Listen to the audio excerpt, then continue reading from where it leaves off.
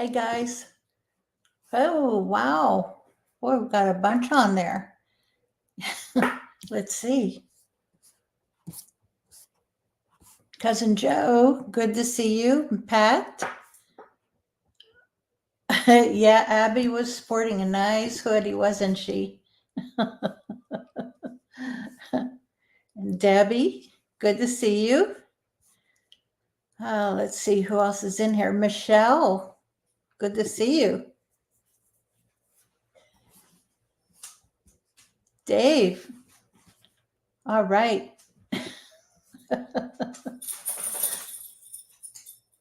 Hey, Mike, good to see you.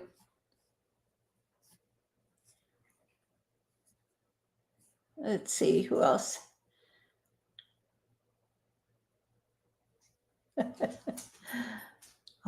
Good to see everyone on here. Let me get down to a little bit of business here before we get going. You got your leftovers put away, huh, Deb? All right. Okay. I just want to let everyone know, and speaking of that hoodie that, oh, hey, Audrey. Good to see you. Welcome. And yes, speaking of the hoodie that Abby was sporting the other day, the autographed hoodie, I got more in. Perspective is off here. It's opposite of what you think. But I've got more. I know everyone was talking about, you're asking about them. I've got, let me think. I've got large, extra large, 2X, 3X, and 4X available. And let's see, 25. Yeah, I can let them go. 25 including shipping. And if you look in the description, there's PayPal, Venmo, CashApp. So, just let me know, send me a message through Messenger. If you want one, let me know. Let me know what size that you want. If you want a size that I don't have, that's not listed, just let me know and I can order it. Okay, what's going on? Oh, Mike, you've got COVID. Oh, prayers, our prayers are going out for you. I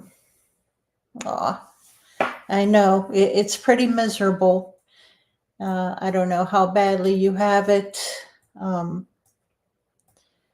Some people, I guess it depends on your immune system and your health overall, your age, whether or not you get, you can get hit pretty hard. Or else sometimes, for some people, they have no symptoms at all, or just, or just maybe slight little feelings of a cold or flu. Okay. Yeah, I know it screws up things at your job. Oh, I know. Well, again, our prayers go out for you. Yeah. Close our eyes and say a prayer for Michael and really for everyone else having health problems, in who's in the group and in the chat. And we pray for you. We pray for your health. And I pray that God's healing hands will come down on you and heal you and keep you safe. In Jesus' name we pray. Amen. Diane, oh, good to see you. Just saying prayers for Michael. He's got COVID. And, you're welcome. Diane, I hope that you're feeling better. Audrey, good to see you. But again, I've got more of these hoodies in. And if you want them, if you want one, $25 including shipping. The payment options are in the description below. So, just give me a heads up, send me a message. If you want it autographed, send me a message. Let me know, hey, I can do that too. I don't know if you saw the one that Audrey, I'm sorry, Audrey, that Abby was wearing the other day that I sent to her, that her dad won on our little, can't really say raffle, giveaway. We're going to start doing a monthly giveaway. I know those hoodies, they really are. They are so soft. I was feeling the one, that I sent down to Abby, and it is. They're nice and soft, and I like them. They are nice. Okay, next order of business. Let's see. Festivals, campouts. Our next camp out is September 19th through the 22nd. That's at Tracy Ridge State Park in Bradford, Pennsylvania, McCain County. We'll be in campsites numbers from between 92 to 122. Yeah, Dave, I was able to get those hoodies for a fantastic price. And so, that way I'm able to pass it along to you guys. And, and they are super nice hoodies. Okay, let's see. And I don't know if anyone happened to notice, but in the group on Facebook, I've got a bunch. I'm cleaning out my library. I've got, Debbie, my sister Debbie knows. I don't think she's really seen it in a few years, but I've got a huge library. I've got a lot of books, a lot. And I will be, as I sort through them, I'm going to be putting up at least 3/4 of them up for sale. Before I said half, well, no, I'm going to have to be, really, really harsh on myself. Yeah, tons. Oh, okay, sure. I can show that hoodie. Let me see if I can pull it out of the wrapper also. Yeah, the wrapper's open, so I can pull it out. Oh, okay. And if you like, I can autograph it like I did for Abby. These are a navy blue. They've got black also, but I like the look of the navy a little bit better. Okay, Dave. Just send me a message what size you want, and the options for payment is down below in the description. Let's see. So as you saw in the group, I've got some Bigfoot. Some of my Bigfoot books that I'm selling from my collection, from Ivan Sanderson, John Green, and Jane Goodall. I've got 3 of them from Ivan T. Sanderson. Abominable Snowman. That one is a hardback at $50. and 2 paperbacks, Things and More Things. Those are $15 each. John Green, Sasquatch, Apes Among Us. That one is a hardback with a dust jacket, and you'll be able to see the photos in the group. That one is $150. Jane Goodall, Reason to Hope. That one is a hardback with a dust jacket. It is autographed also. That is $65. And so if anyone is interested in any of the books, I'll discount if you purchase multiples. And let's see.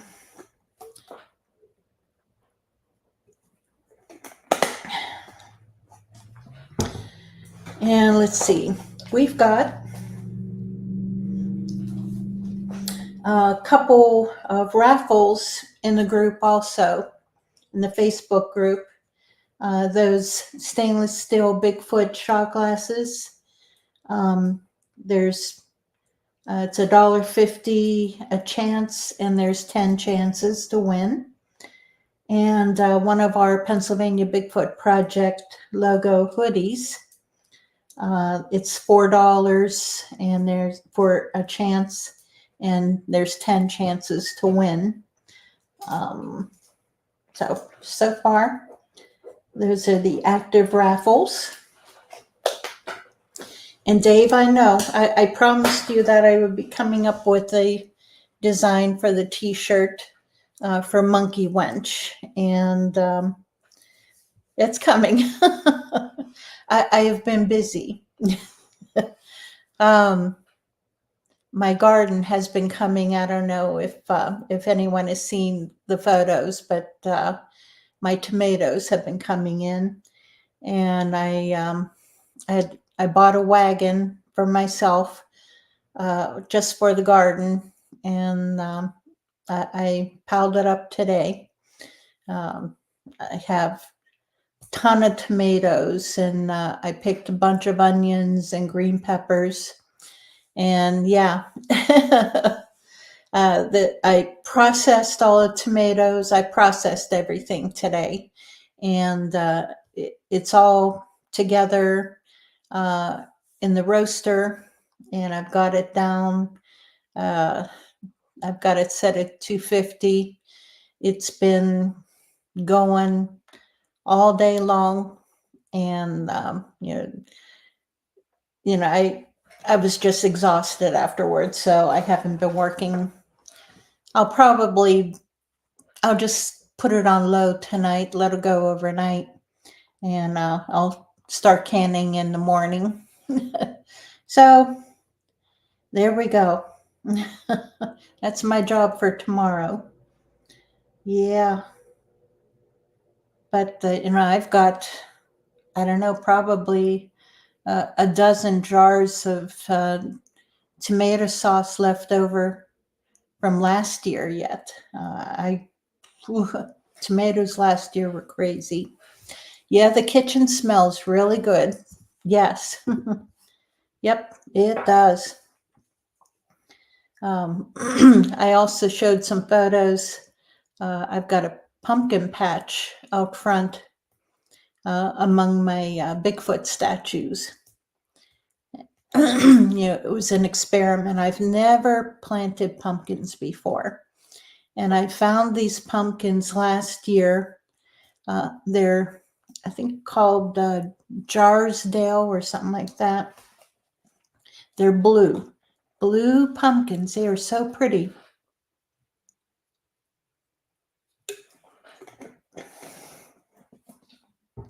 Like a powder blue. And so I found seeds for them. Planted too many. And now, and there was a patch of topsoil up in my front planter, and it was bare, right behind my 3 Bigfoot statues. So I figure that'll look pretty cool. There, the Bigfoot standing among all the pumpkin vines. So, thanks, Deb. Yeah, it was. And yeah, this last year the tomatoes, they were they were Roma tomatoes, specifically for making sauce. But they were orange, which was unusual. Whenever they first came out, I was thinking, okay, do I have to wait a bit yet, for them to turn red? I had never, well, I remember us having yellow tomatoes many, many years ago. But yeah, these were orange, but the sauce was very good. This year, they're again Roma tomatoes, San Marzano. Um, oh my, so beautiful, beautiful tomatoes. And yeah, they're processing down. I already have one jar that I made last week. I picked a bunch of tomatoes last week, processed it down, and I got one jar and one meal out of that batch. And then this week, I just waited for the rest of them to ripen, and I still have a ton of green ones that'll be ripening and coming up probably for the next month yet. So, yeah, not as many as last year, but we didn't put any manure or lime down this year. So, yeah, next year that's what we'll be doing. Let's see, what else? What else? Anyone else? I know, Pat, did you have a garden this year? Or anyone else? Who else? Raise your hand if you've got a garden this year. Deb, I know you don't. You've got some flowers, I know.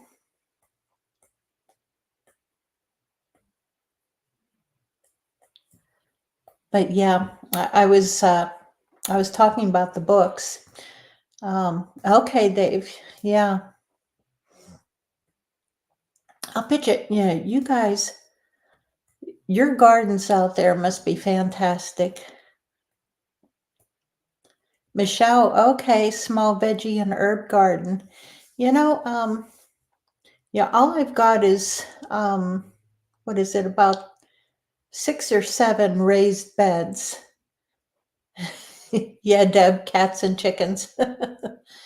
um, it's I can't get down on the ground anymore and pull weeds. That's not going to happen. So Lou built. Oh, hey, Barb. Happy birthday to you.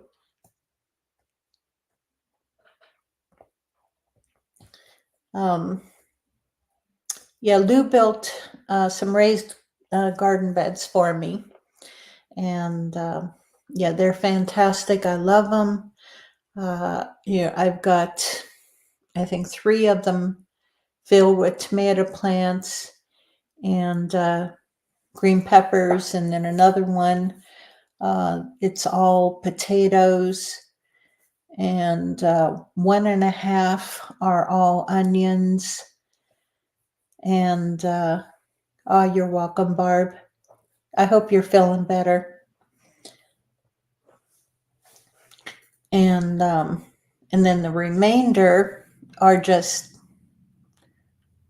experiments that just did not go well. I had planted spinach. I really wanted spinach, so I planted a ton of spinach. The beetles got to them, and I was so mad because I really wanted that spinach. I have some carrots in there. They're not doing as well as what I was hoping, but Again, that entire 1.5 planting bed was all new stuff that I've never planted before or grown before. I've got, what else is in there? There's beets in there, which are going great. They're growing wonderfully. Yeah, I know. I know. Popeye would be heartbroken. Me too. Yeah, John Paul, George, or Ringo. Yeah. Yeah, the Beatles, they were pretty bad. They were nasty, and I just wasn't able to get out there to spray. I just couldn't get out. Just wasn't feeling up to par, to get out there and really work at it. But what else? I've got Swiss chard in there, and it's doing really well. It's just, I wanted the Swiss chard along with the spinach because, combine the two of those into a salad and it's good. But Swiss chard by itself really doesn't taste good. So I've got a bunch of Swiss chard, but I don't know. I suppose I can freeze it. I suppose. I don't know. I'll have to look it up. But yeah, the Beatles are they're really going after it. So okay, yeah, you made jelly from Greg's muscadines. Oh my goodness, his muscadine jelly was so good. That he gave me at LBL. That was so good, man.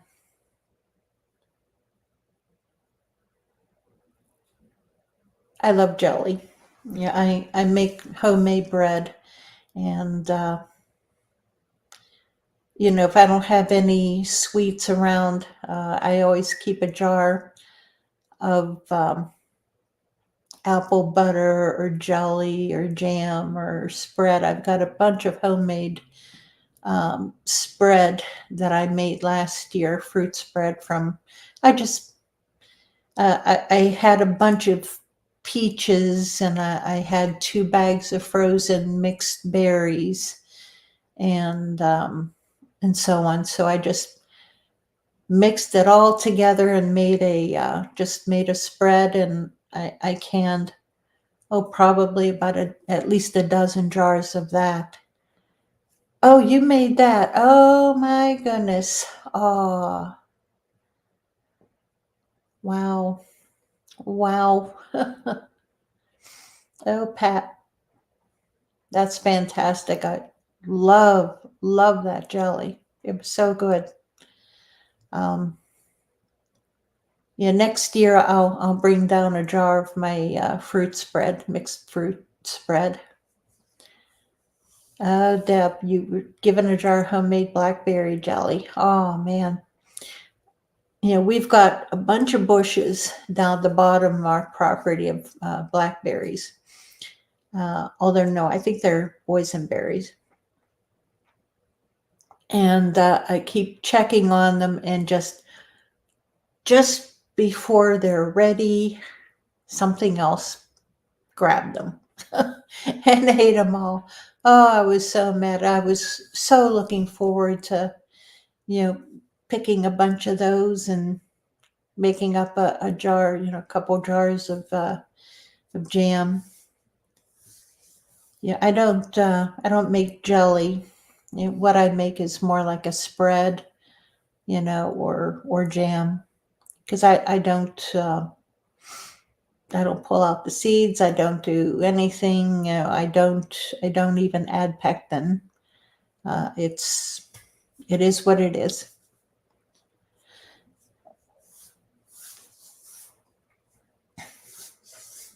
Okay, does anyone else collect Bigfoot books? And if you do, what kind? are you readers? And,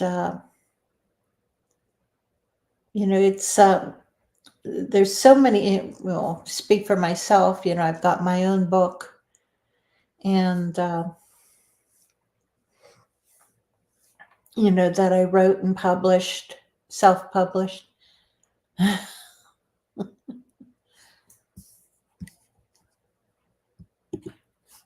Oh, wow. Yeah, you keep Abby and Wanda and Jelly year round. Oh, I'll bet. Ooh.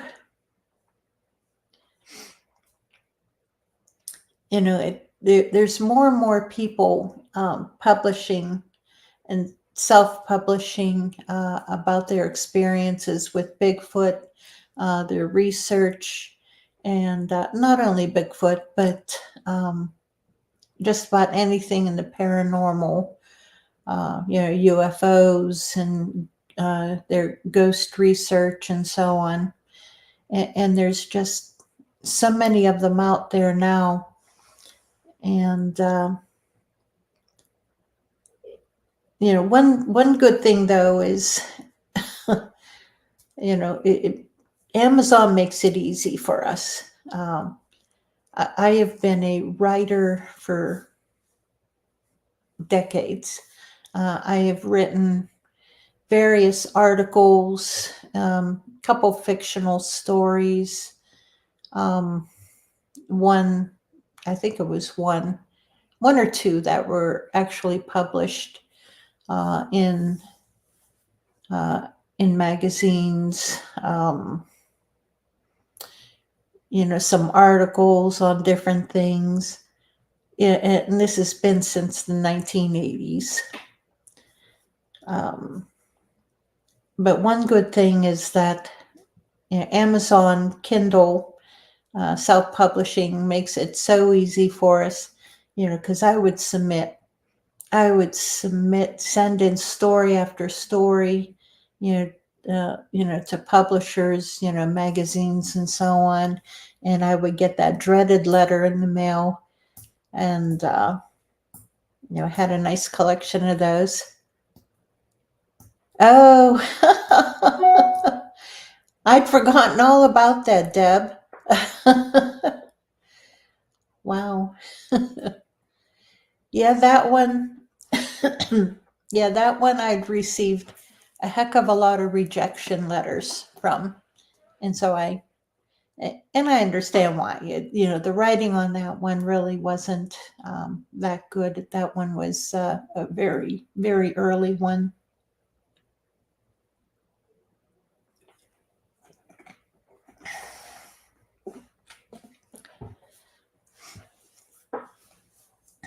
And,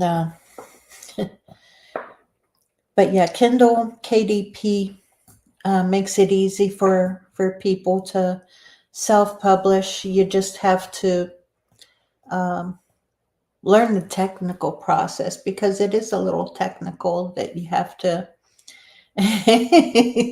No, Dave. Hey, how you doing? Pennsylvania Wilderness Adventures. Okay, are you the one putting on the camp out up in Farmington? I think that's next month. That's good. Welcome. Okay. Okay. I just wanted to make sure.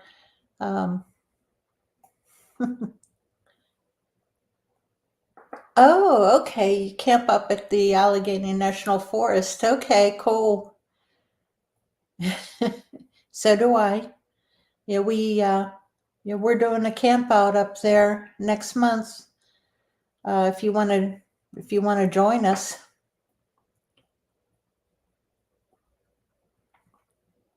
Yeah, we've got a research area up there. The Allegheny National Forest. Okay, Sugar Bay. Yeah. Yep.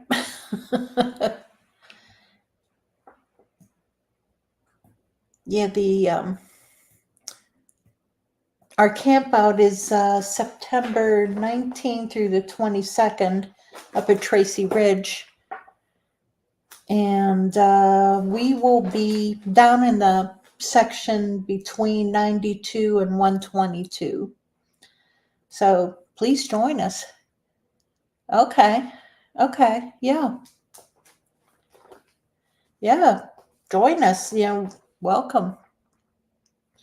We're gonna have a good time. We've had some adventures there already. It's active. Not too bad though. It's not nasty or anything. Just last year he got a little bit ornery. Oh, September 19 through the 22nd. And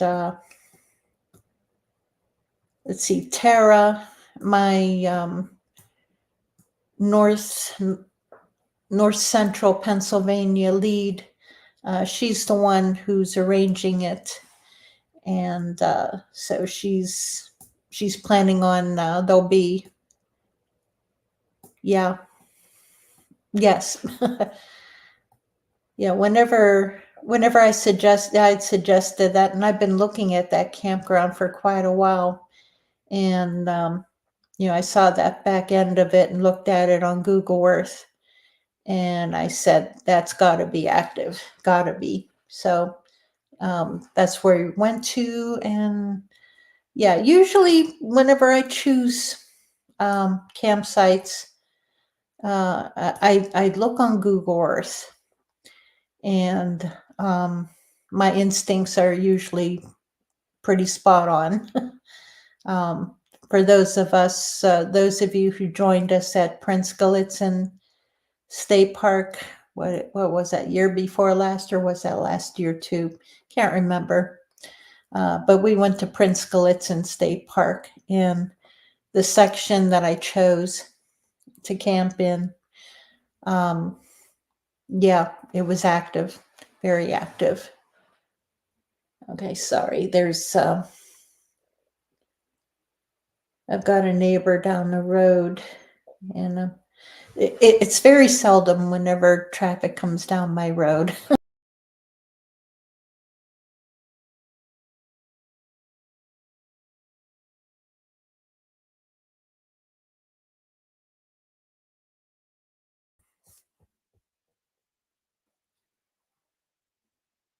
Okay, there we go. Hopefully,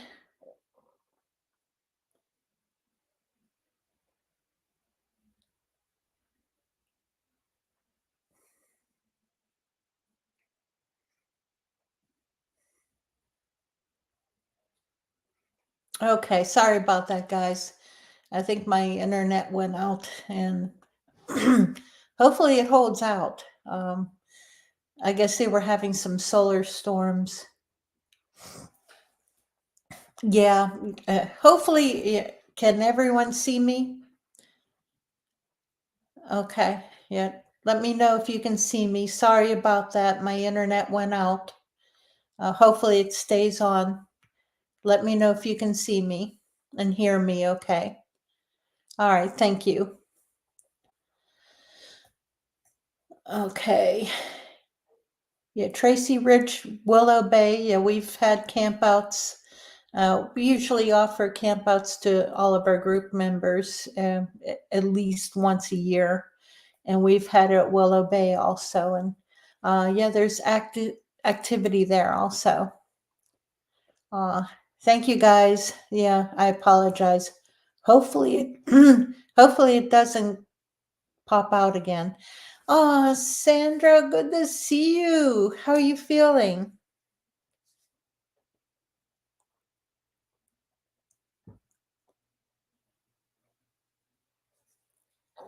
Yeah.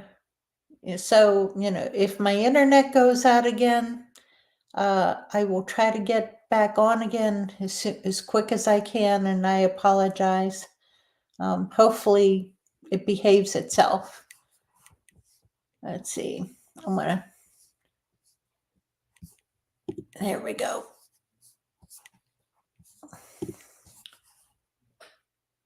There we go. Okay. Yeah, campouts. Let's see, all right, Michelle. Let's see. Oh, okay, it was Audrey. You had mentioned Mountain Ridge in Center City, Pennsylvania. No, I've never heard of that. I'm gonna have to look it up.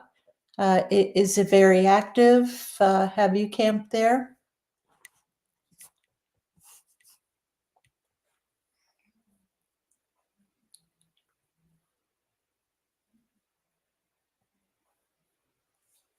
I've never heard of that. I'm not real familiar. You see, I live in Western Pennsylvania, about 20 miles from the Ohio state line. I'm more familiar with the western side of the state, from central over to the western side, both north and south. I have gone out to eastern PA and camped out there. I was at Hickory Run State Park, was that a year or two ago? Um, had a great time. Loved it out there. I really want to hit up the eastern side of the state more. It's just, it's very, very active there. Okay. It's good to hear, Sandra. You're doing better. That's good. Okay, you've camped there in the past. Oh, okay. It's near Bedford. Oh, okay. I'm gonna have to look that up, Audrey. Um, Not familiar with it, but I'll look it up definitely. And PA Wilderness Adventures. Let's see. Areas give you noise like high power electric box humming. Can't find the source, no power.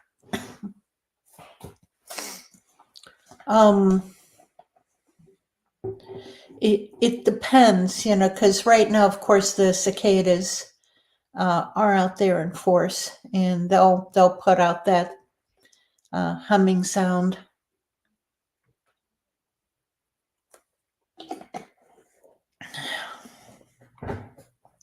Between them and the peepers.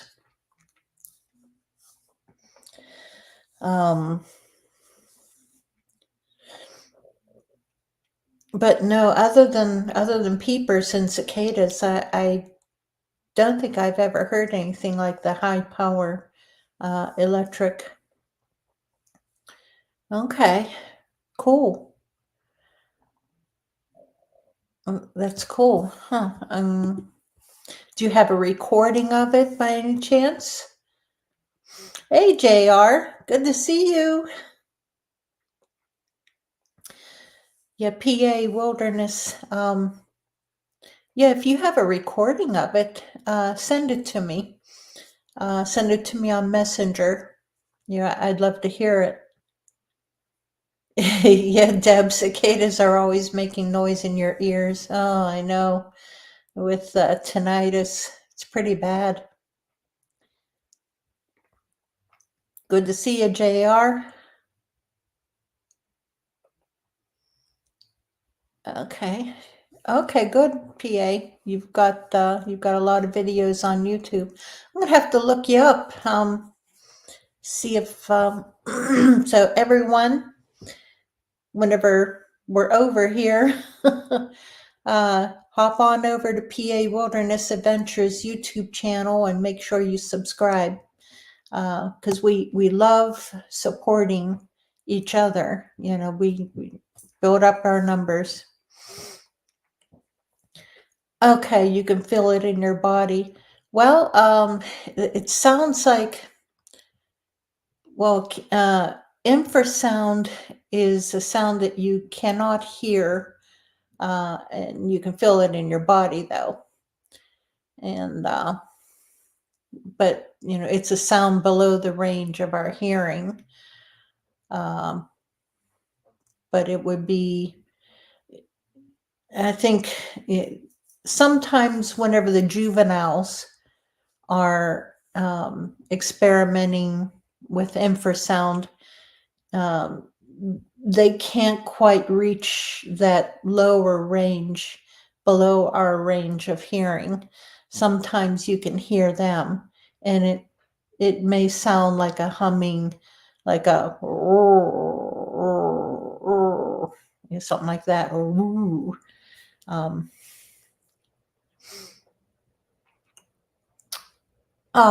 Thank you, Michael. Yes, make sure you hit the thumbs up button on the channel right below. Right, it should be right around the center of the screen, something like that. Hit that thumbs up. Thank you. I don't send out enough reminders of that. I appreciate it. Thanks. Thank you.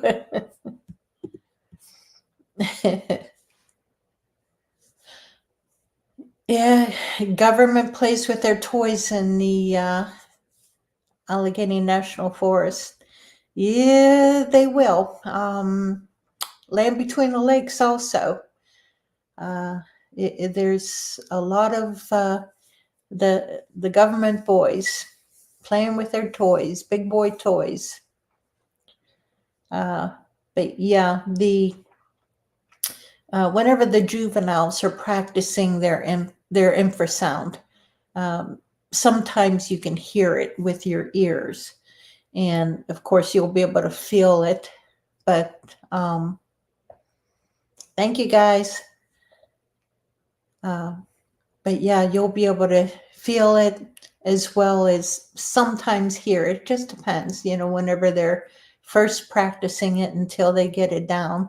They're learning from from daddy. You smacked it. Thanks, JR. You guys are hilarious. Oh my.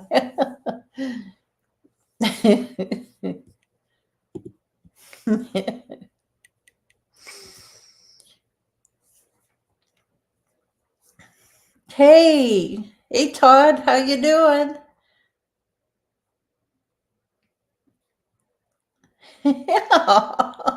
Todd, thank you. You can double up by liking on your phone and on your TV stream. That's right. Thank you. Good to see you, Todd.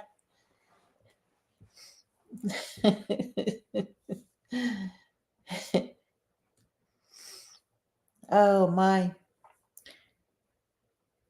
Yeah, for the new guys just now coming on, I want to remind everyone of our camp out September 19th through the 22nd at Tracy Ridge Campground. That's just outside of Bradford, Pennsylvania, in McCain County. That's north central, near Warren, Pennsylvania. And hopefully, Todd, you'll be able to make it, because it's possible that Dave may stop by for a little talk. We're going to have some guest speakers there, and most likely Dave Wargo will be there. And Todd, he and I have been researching together for a few years now, and we've got a fantastic area. Yes, it's off of 321 North. Thank you. And fantastic area. Absolutely fantastic area. But the entire Allegheny National Forest, we have had some adventures, absolutely. At our research area, yes. To say the least, yes. Some real head scratchers, some fun times, and some holy crap times. It's Yeah, it's great.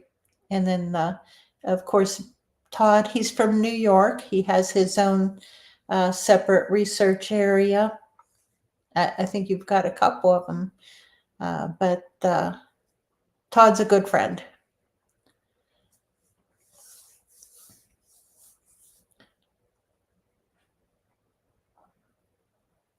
But I was just also telling everyone about, I'm divesting myself of part of my library. But it'll come down to that I'm going to get rid of most likely 3/4 of my my personal library.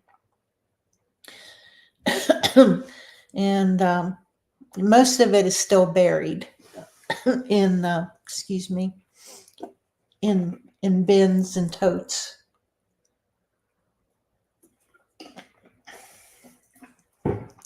But I was able to dig out a few of my Bigfoot books in my collection that I'm selling. Ivan T. Sanderson, Abominable Snowman. It's a hardback. That's $50.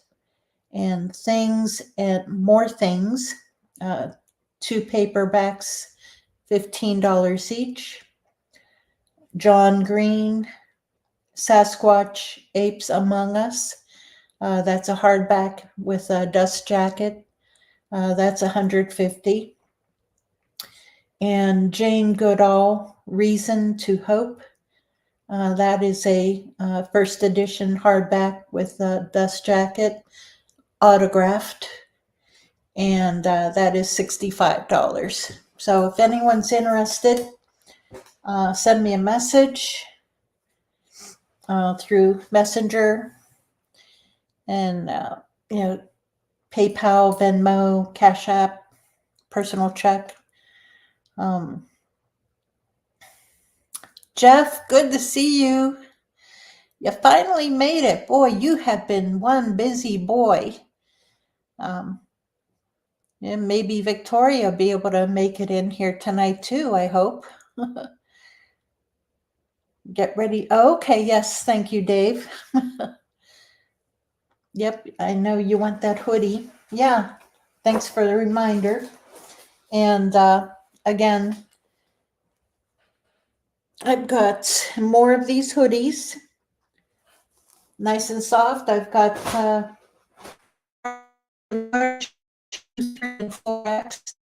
and $25, including shipping. And if you want it autographed, I can autograph it because I did it for Abby. We had one of these hoodies on a monthly giveaway. Okay, you're just in the chat. Okay. Yeah, I'm planning on doing a giveaway once a month. Not always hoodies. It'll be sometimes little things, like the Bigfoot shot glasses or decals or whatever, t-shirts. But that's what I'm planning to do, just do a little monthly giveaway, in appreciation of you guys. You guys are just fantastic, and I love y'all. And as well as all the support that you give me. I really appreciate that.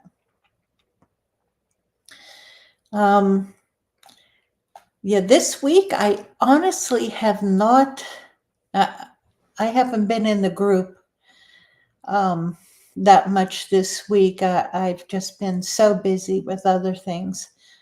And unfortunately, I haven't heard or read any new Bigfoot things, although no, that was last week. Dave Wargo, he, Todd, myself, and another gentleman from Canada. We have a research area in the Allegheny National Forest, and the property owners recorded a vocal, and I played it for you last week. What the heck? And let's see. And I sent it, let me see, to one person to go over, one audio expert, and I'm trying to get a hold of another audio expert.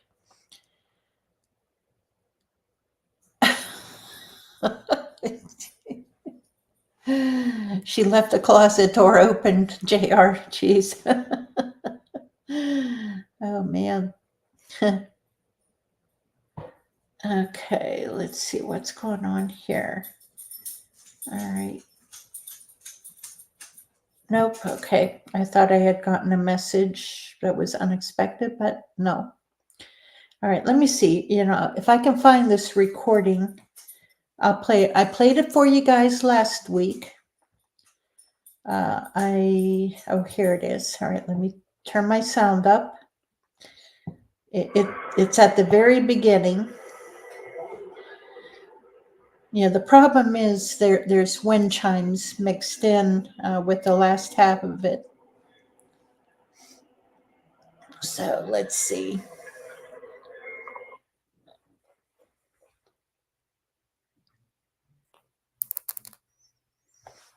Okay, come on.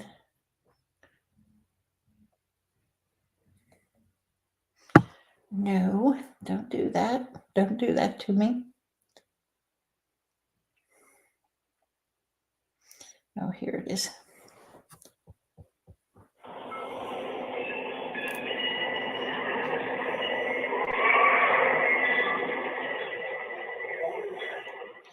Yeah, it's that roar at the very beginning. It's very faint. Yeah, very faint. But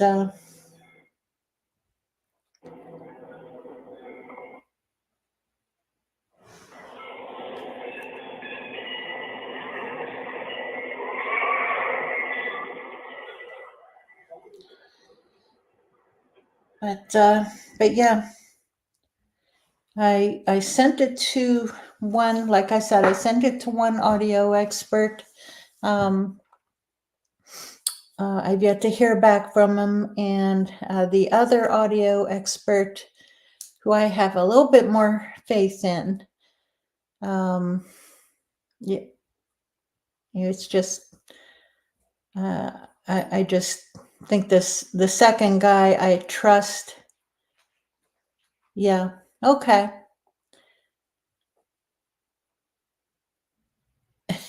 Get out while I still can. Jeff, this area, it's an area that we have been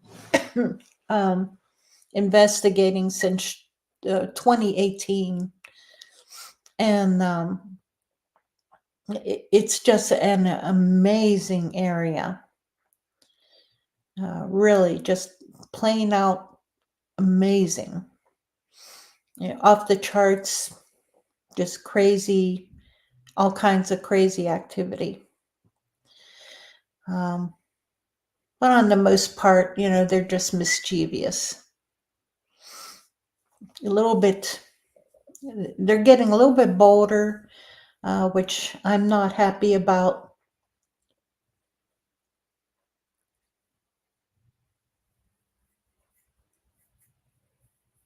Okay. Oh, okay. But yeah, the second audio expert, I'm waiting to get a hold of him. I think I'll probably send another message tomorrow and try to get a hold of him, because I trust him a little bit more than the first guy. It's just,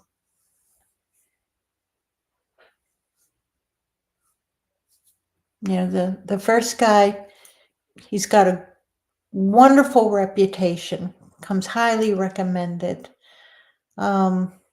It's just my natural mistrust of certain people from a certain organization that that that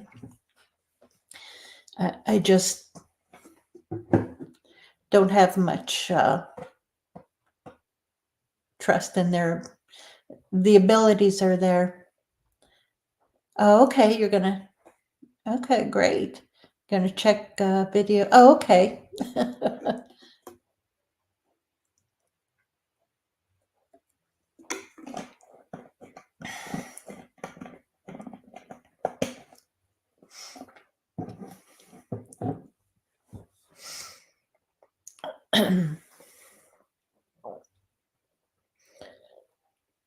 Okay. Pat, you sent David a picture from your front door. If that's something you think that I may be interested in, you can send it to my messenger also.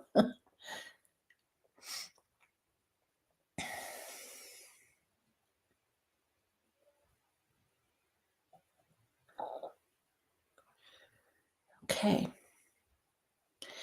Yeah, it's yeah. Like I said, I'm gonna try to get a hold of the guy again tomorrow, the second guy. He came highly recommended from someone else that I really trust. So, and I've met the other guy personally. So it's just he's hard to get a hold of.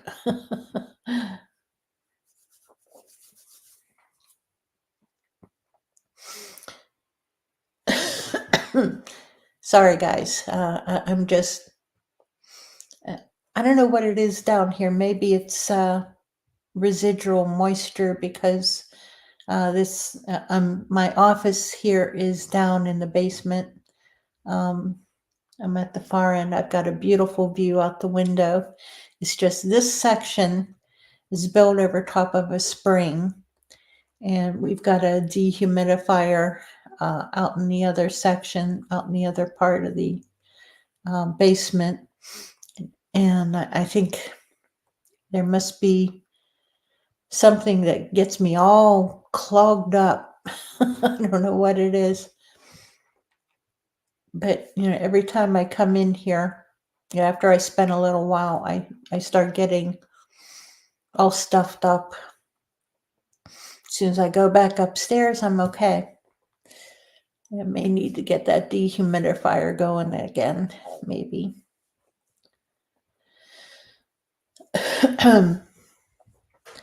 But yeah, I am really looking forward to our camp out Pennsylvania Bigfoot project. I don't know if it'll be our last camp out of the year or not. It may not be. This summer for me has not been good for campouts. I went to a couple early, like April. Did I go and one in June? Can't remember. Honestly, can't remember. This year has been a blur. I've just not felt well, and but I am looking forward to Tracy Ridge. Yeah, I really want to get back out there again. And if Diane, if you're still on here, I really want to get into Micho State Forest or National. Is that national? No, it's a state forest. That's in like south central, just south of Gettysburg area.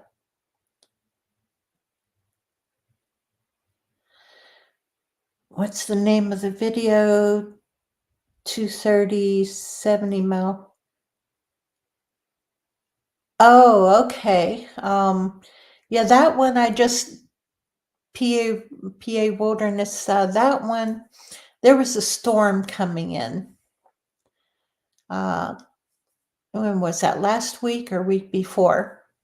There was a storm front coming in, and it was the wind,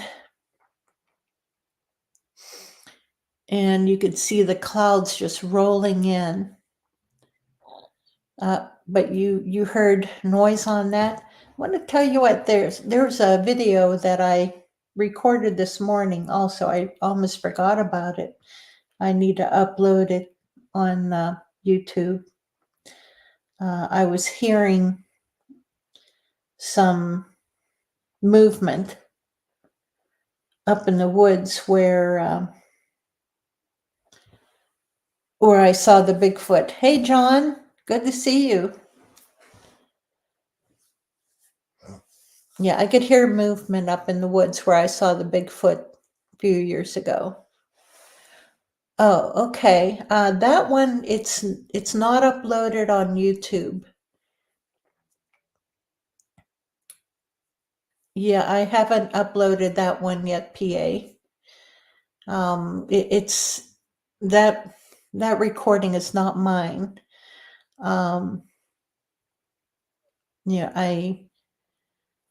Yeah, it's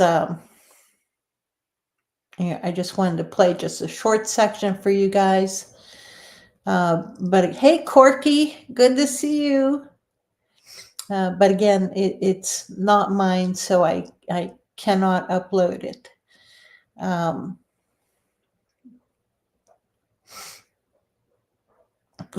only wanted to play that short section for you guys.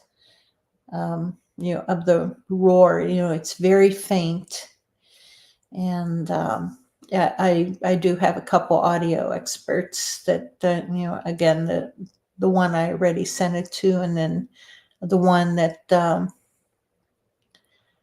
came highly recommended from another source. So we'll see. Yeah, that way, if I send it to multiple people, audio experts, it's sort of like a double blind. And I do the same thing with hair samples. I send hair samples to that I know are from the same individual. I send it to multiple labs that as a double blind. I just want to make sure that the results are the same. Phyllis, good to see you.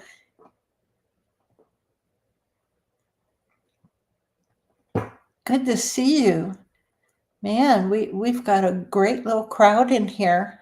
Everyone, you guys are fantastic. I can tell you that. Best crew.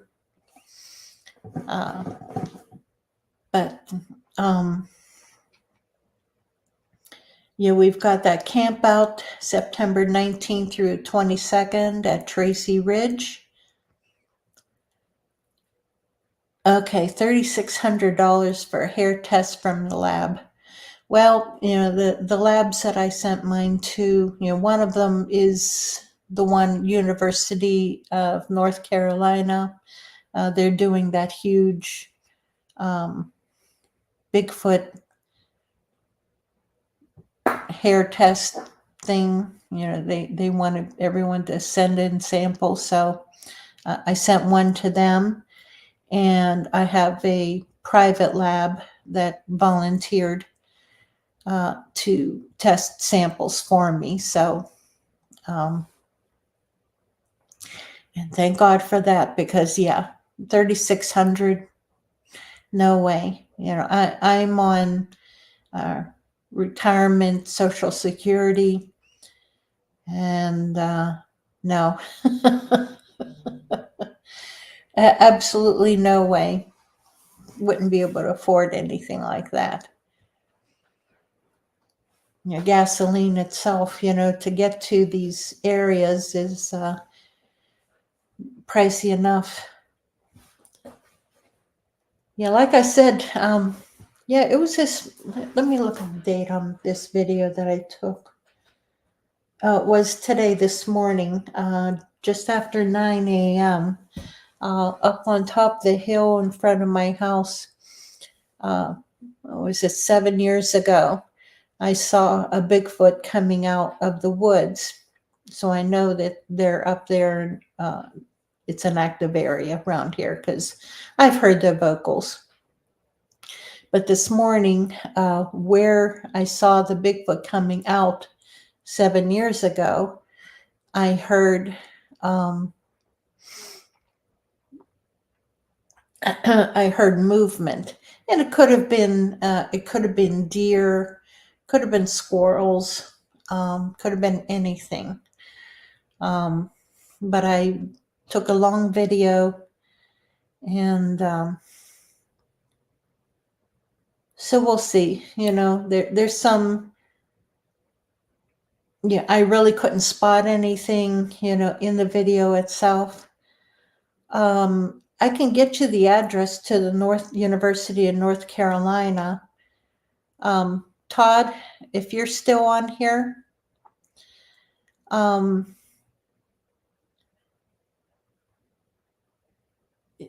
let me see. I know you've been sending samples to. I don't have the address handy. Excuse me, handy.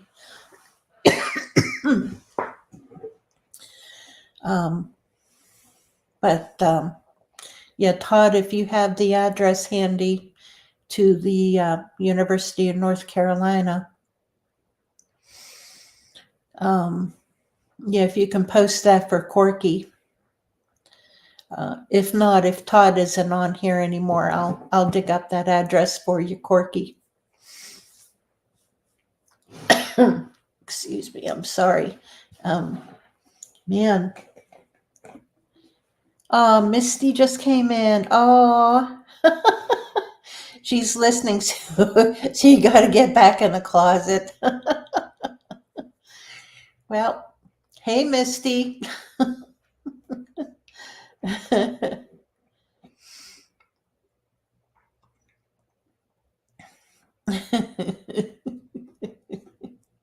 That's funny. Yep, get back in the closet, JR. Hurry up, run.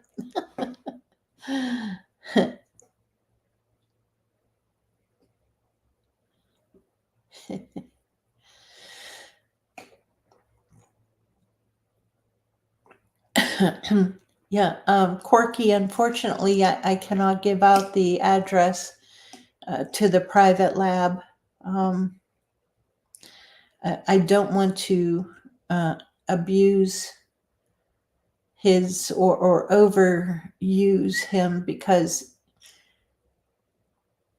I know that the experiments that they do, the work that they do to break down, they clean the samples.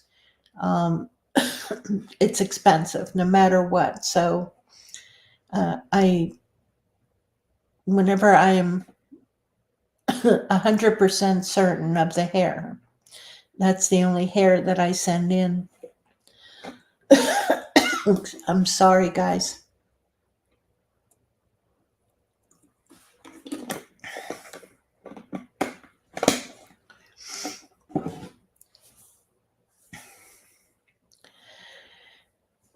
Yeah, and, Michelle, my garden, it's starting to slow down also. But right now, my tomatoes are really coming in. And I've got a roaster full of tomatoes right now as we speak, just simmering away, breaking down, and it'll be sauce in the morning. I'm not gonna overwork things. I'm not gonna overwork myself, for one thing. Just going through the garden this morning and pulling everything just exhausted me. Okay, David. Yeah, David Pilates told you it costs $3,600. Yeah, I can believe that. It's last that I checked, and this has been maybe 10 years ago. it cost around $3,000 and 10 years ago.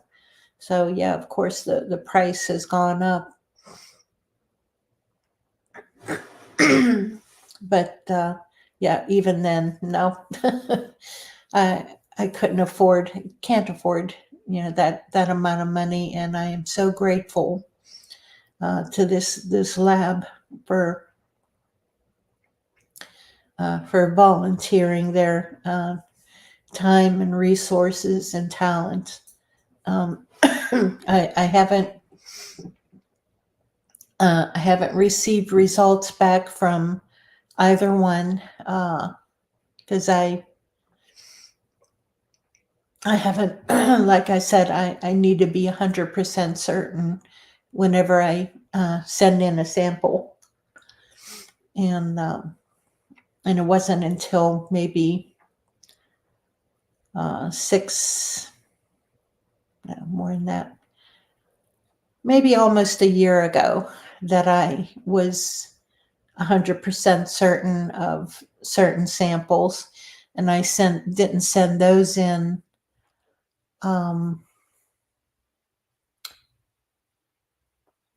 Yeah, I had received one back in September from Prince Gallitzin. Was that Prince Gallitzin? No, that was can't remember that park, but we were at a heritage festival in central Pennsylvania, and a hair sample. Let's see, how did I capture my samples? Other people who I trust use the very, very careful to not contaminate the samples. Extremely careful. So yeah, I sent in 2 samples, one from central Pennsylvania, and then Todd had captured a couple samples from a research area, and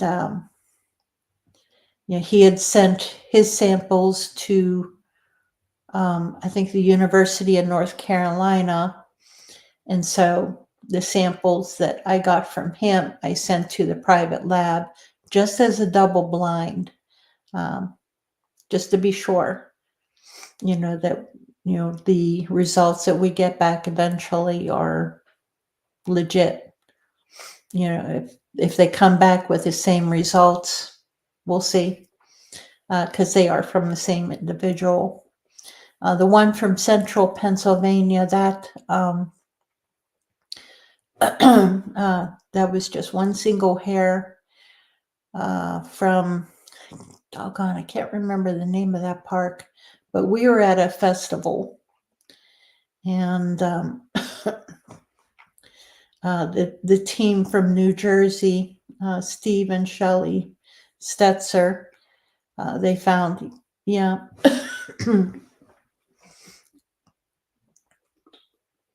Yeah, absolutely quirky. Yeah.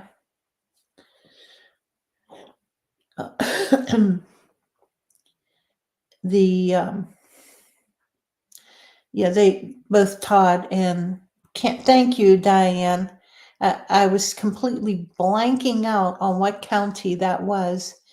I can't remember the name of the park, but it was at a heritage, but it was Cambria County Heritage Festival. And great people. It's just the area they put us in was apart from everyone else, so we really didn't get that many people, but fortunately it was a very good area for research, because there happened to be apparently it was a travel area right behind where we were set up at the festival, because I was camping right there also. right next to the pavilion. And it so happened that there was a Bigfoot who apparently was traveling back and forth across that ridge. And he saw my van parked there overnight. And I guess he was curious, and he stood behind a bush and was watching my van. He didn't do anything. He was just watching, but they found his footprints back there. And that was funny. But trying to think that sometimes, I'll leave my curtains closed, but most of the time, no, it just depends on the area. And if there are other people around, of course, I'll close the curtains on the back window.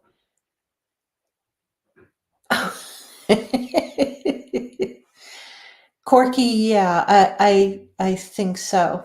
In fact, I know so.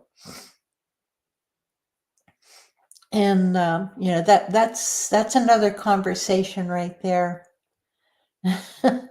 Getting tagged. People ask, how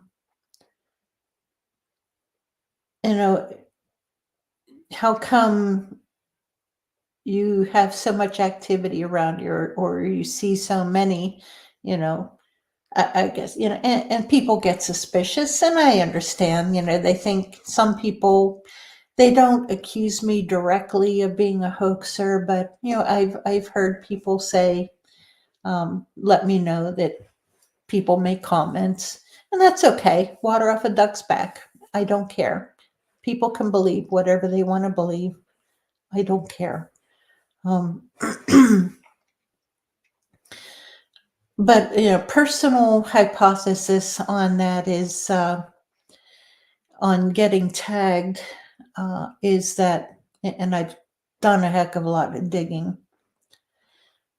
is I've been hit by infrasound so many times, that, and there have been military experiments on this, government experiments, and a lot of that information is public record. And I was able to dig it up, that infrasound will change your DNA. And it's possible, personal theory, is that whenever you get hit with infrasound, your DNA is just changed very slightly, but enough that they can detect it. So they know that you're different.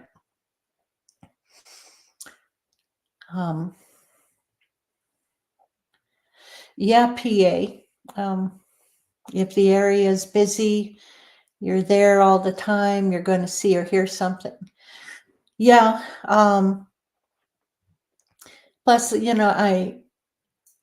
I've seen them. I've seen so many of them that I recognize them. I recognize how they move.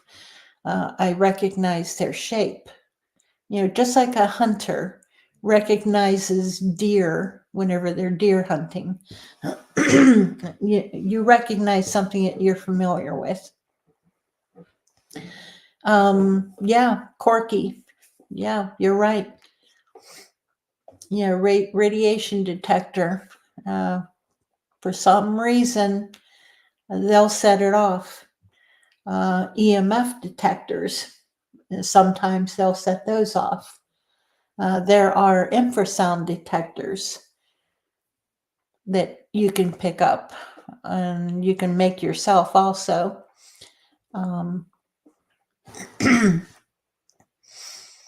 And portals, those, I'm still up in the air. I'm open to them. I don't outright, say no to them. I can't. I've never experienced it, so I can't say no. I'm open to the possibility that there's portals. Who knows?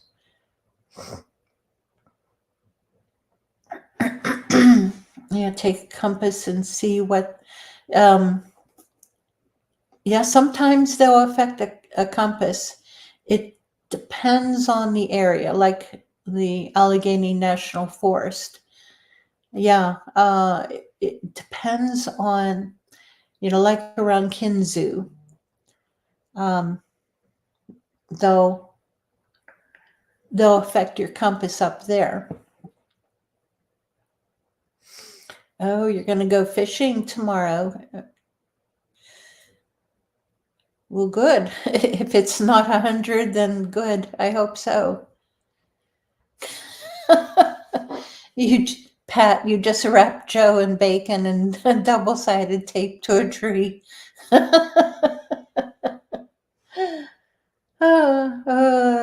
That's hilarious. I've got a story about whenever we were at Land Between the Lakes. Middle of the night, we went out to an active area. We all drove way back. I don't think it wasn't even a cow path. We just overlanded back into this area. And the guys set up a campfire, took out a cast iron fry pan, and cooked up some bacon. And boy, that smell went out. One of the guys had a pair of what they call game ears, and they gave them to me, so I could try them out. And I could hear movement. I could hear multiple bipedal somethings coming in. But with the game ears, you have no idea what direction that they're coming from. And that's why I don't care for them. The bionic ears, there you can zero in, as to what direction they're coming from. But the game ears, they're omnidirectional. All I could tell was, there's multiple somethings coming in. We heard a couple whistles and some faint vocals, just signaling to each other. Parabolic, bionic ears is better, definitely. That way you can tell the direction. Bigfoot seemed to react to bacon like Homer Simpson does. Yeah. Yep.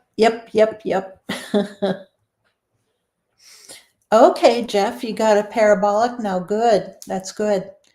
Yeah. I'm on my second one now. My first one, it died years ago. So I'm on my second one now. I'm sorry, guys. I'm just.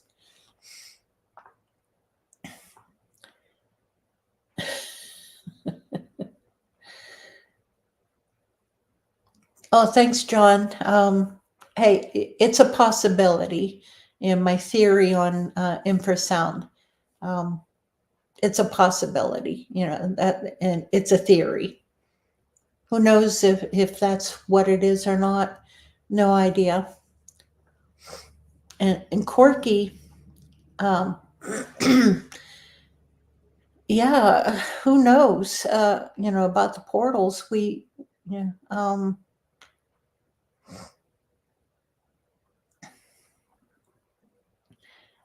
Yeah. Well, they're OCD. They'll sit and they got to keep busy. It's like those fidget things. They're OCD, or like autistic in a way. Yeah, they've got to be doing.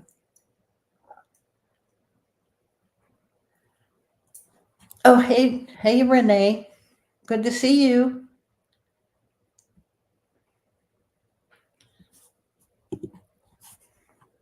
If your location tagged by one, they can all zero.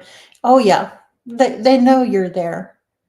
They know you're there. They hear you. They smell you. So whenever we're out researching, and a lot of times I research with different groups, and everyone has their own separate ways of doing things.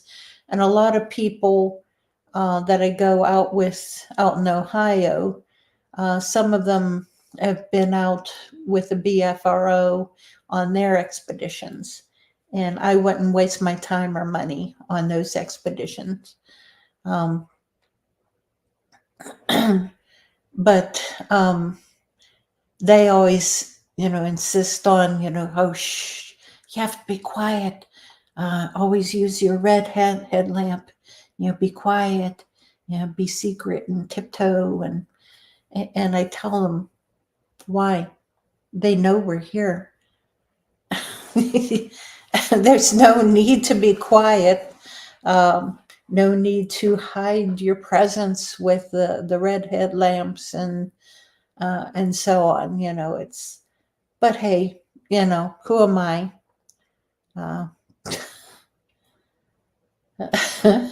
It's hilarious sometimes, but what can you say? Everyone has their own way of researching, and God bless them. Yeah, Corky. Yeah.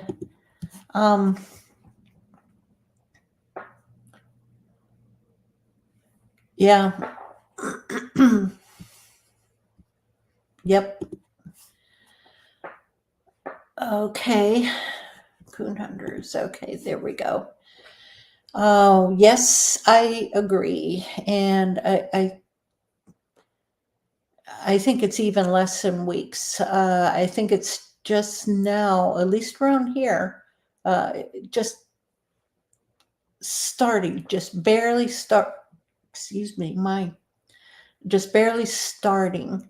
Um, it's not hardly ramping up or anything like that, but there's little hints that I'm getting that. Um,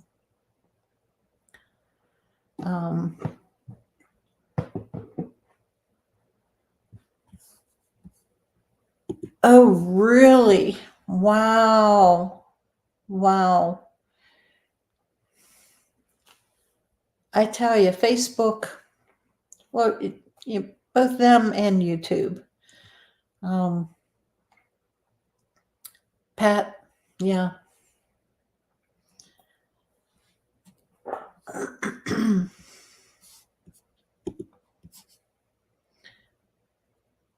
Yeah, different clues from different folks' experience. Yeah, everyone has their own separate experiences. Okay. Yeah, Corky. I agree. It's right around, like I said, I can feel it. I can tell by, different signals, different things that I hear. It's just starting. They're getting restless. Yeah.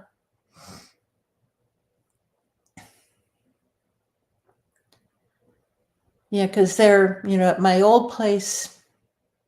In my old place was just like where you live. I lived with them. Here, I do my doggonest to not draw their attention. I been there, done that. I don't want to go through that anymore.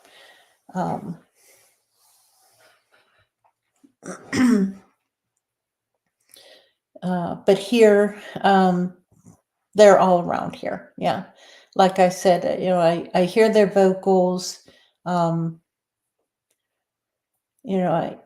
hear their movements, during the night.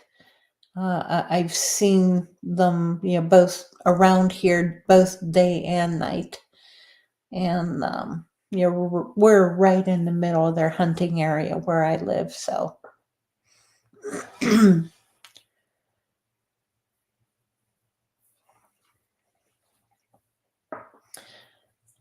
PA, they're just moving around hunting primarily.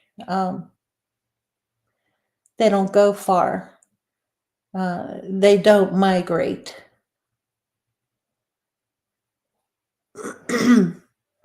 Yeah.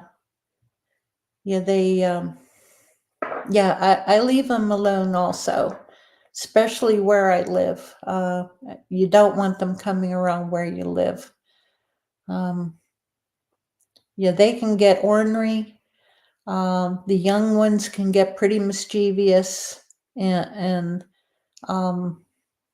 but the ones I experienced over at the other place, um, he was a real SOB. He was ornery, um, but no, I never want to go through that again. So, like I said, I do my doggonest here to not draw their attention. I've seen them in my backyard at nighttime. They were hunting. So it's, about a 5-mile radius. Yeah, as long as there's sufficient food, water, shelter, they won't travel far. They will not travel far at all. There's no need to. Um,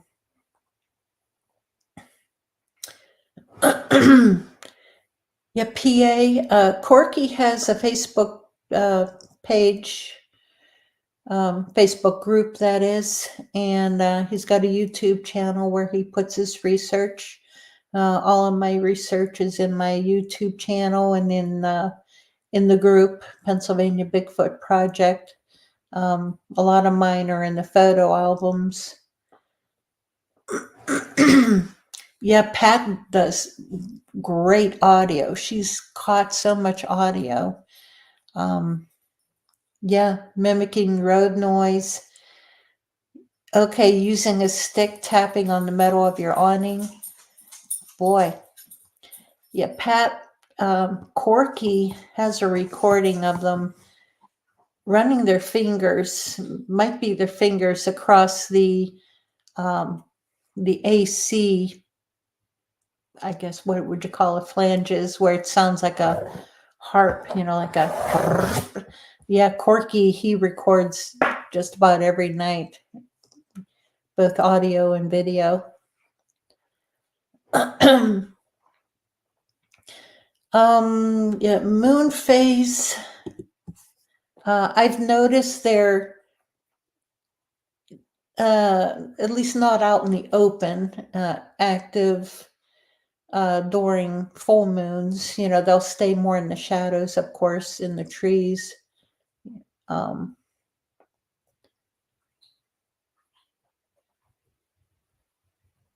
Yeah. Yeah, during the dark of the moon, they're a little bit more active out in the open.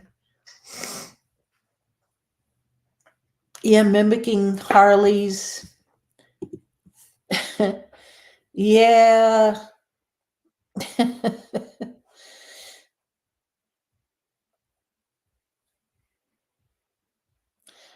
I agree, Corky.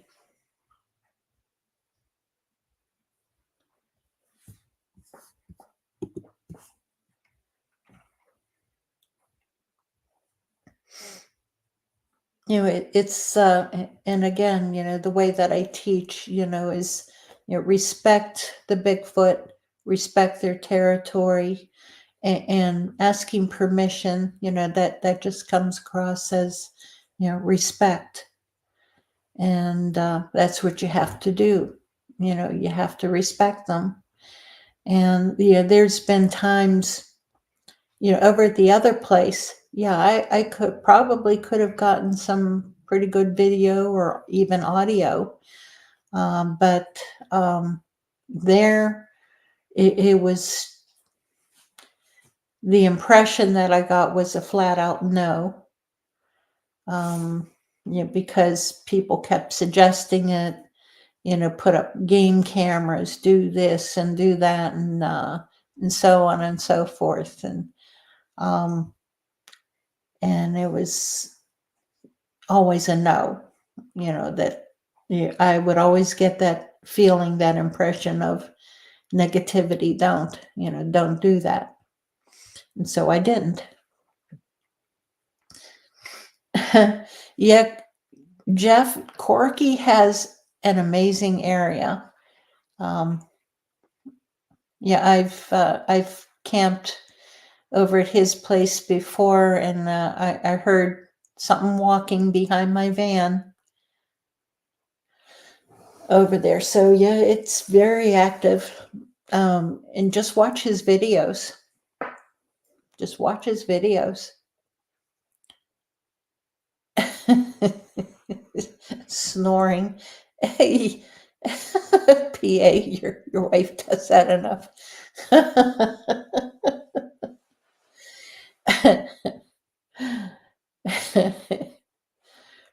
Holy crap.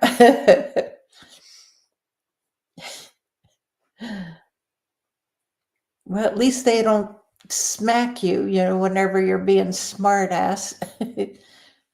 Okay. You have a juvenile. When you photo him, he has a halo over his head. Amazing. Interesting.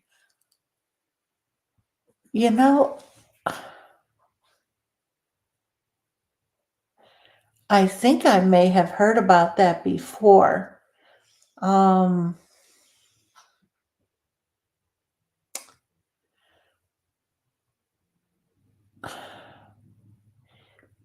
I can't remember where or when or what, but I recall something or seeing something about that. And it wasn't from yours. It was something else. And I can't remember. I'll have to dig. Renee, oh, yes. Yep. Yeah, like I said, 12 years I lived basically with them. And, it was, yes, smacking my house, all the time. And then the one night, multiple ones, I guess they were pissed off at me for something. I must have crossed the line. I disrespected them in some way. And multiple ones came down to my house, and they were smacking my house from all sides for a solid half an hour, in middle of the night, like 2:30 in the morning. And it was nuts. It was terrifying.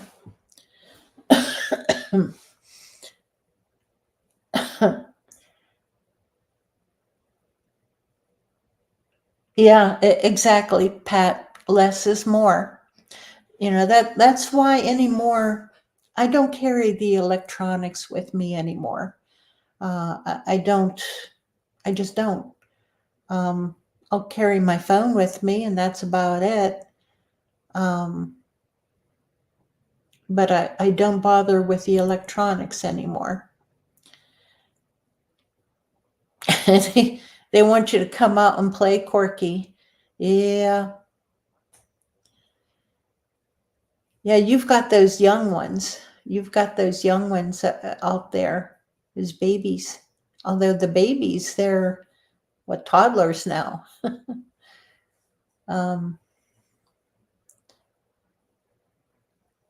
Yeah, there's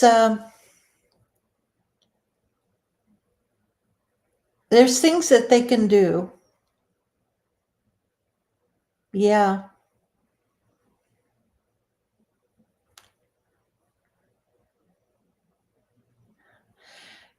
Yeah, Michael. Yeah, they believe in bagging one for science, and I totally disagree with them. They don't. NAWAC, North American Wood Ape Conservancy, they believe that they're just an ape, just an animal, and they're not. I don't know why they continue to ignore the DNA, but they're part human.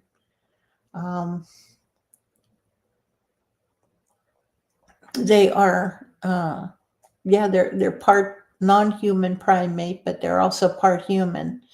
So, you know,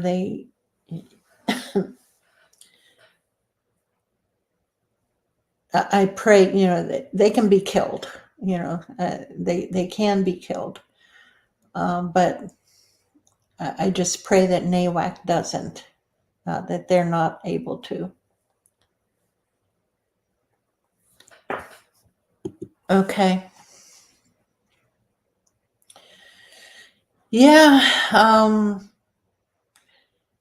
Yeah, we've experienced orbs up at heck, where was that? Greene County, the state park in Greene County. I'm always forgetting what the name of that is. But yeah, the orbs there were just insane. We've seen them out of Prince Gallitzin, and but more there in Greene County. It was just crazy. But thank you, Diane. Thank you. Ryerson Station. I don't know why. I just have a total blank, you know, on that park. It was a nice park. Very nice. Yeah, oh, that's right, Corky. I remember you showing me photos of it. It's crazy. The ones that we saw, I didn't see them close enough. They were pretty far away, and so we couldn't really. I really don't want to see an orb that close. And yeah, Jeff, yeah, if you can get Corky on your podcast, yeah, get him on. You saw orange orb inside an orange orb. Wow. Pat, I don't know if you would really want to touch one. Yeah, and Corky did the right thing. You pray the blood of Jesus.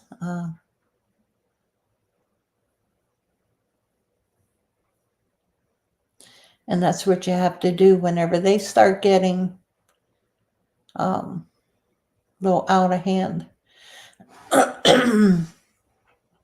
Yeah, Corky, it's been, I'm trying to think, at least 10 years. That's at least.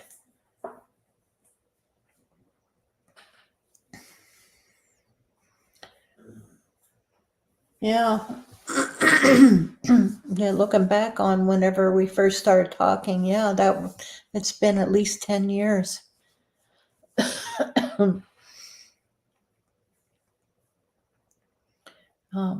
Yeah, Corky has a fantastic research area there. And around here, the numbers,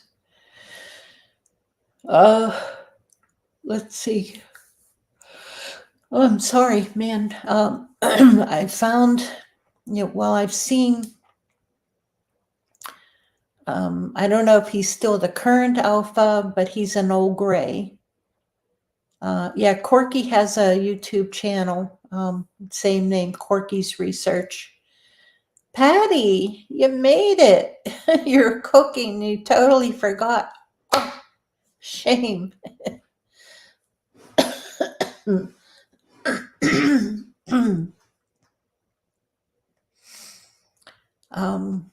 But yeah, around here, yeah, I've seen the old gray one. He's gotten a little bit more gray last time I saw him. And I've seen a few juvenile footprints also, smaller ones, maybe 10, 11 years old, something like that. Like couple prints, around 4 or 5 inches long, and another print right around 9 inches long. But that's been 7 years ago. Last time I saw those prints, and that was right around here where we live now. I've heard, and I think that there's 2 troops right around here, because I've heard vocals coming from 2 different sections. So there were 2 hunts, coyote hunts, going on the same night from 2 different troops.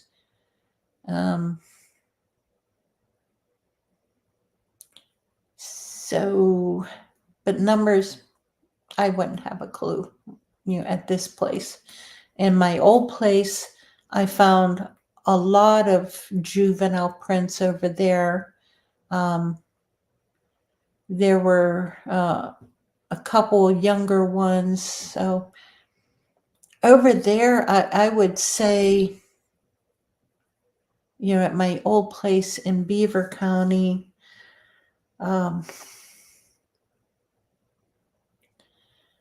at the very least, very minimum would have been maybe half a dozen, not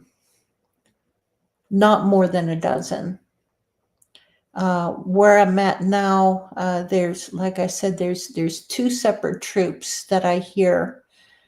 In the old gray, I don't know where the line is for the 2 troops. Well, I've seen markers. Okay, hey, good to have you here, Corky. Thanks for joining us, and hopefully next Wednesday you'll stop in to chat again. Renee, no, no,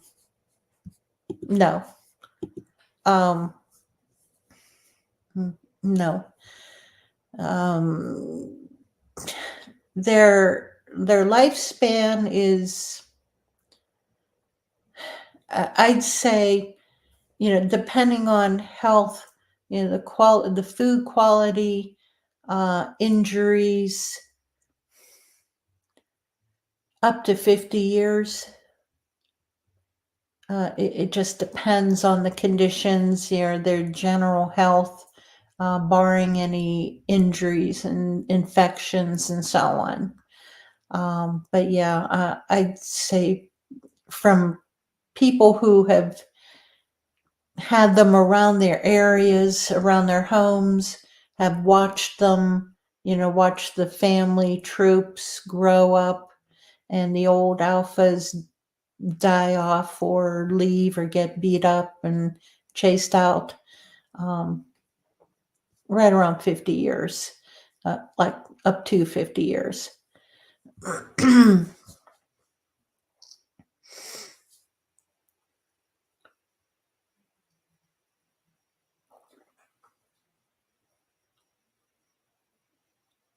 Let's see.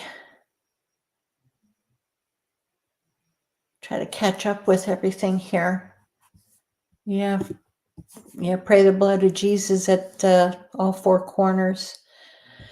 Yeah, we did that here at my present property.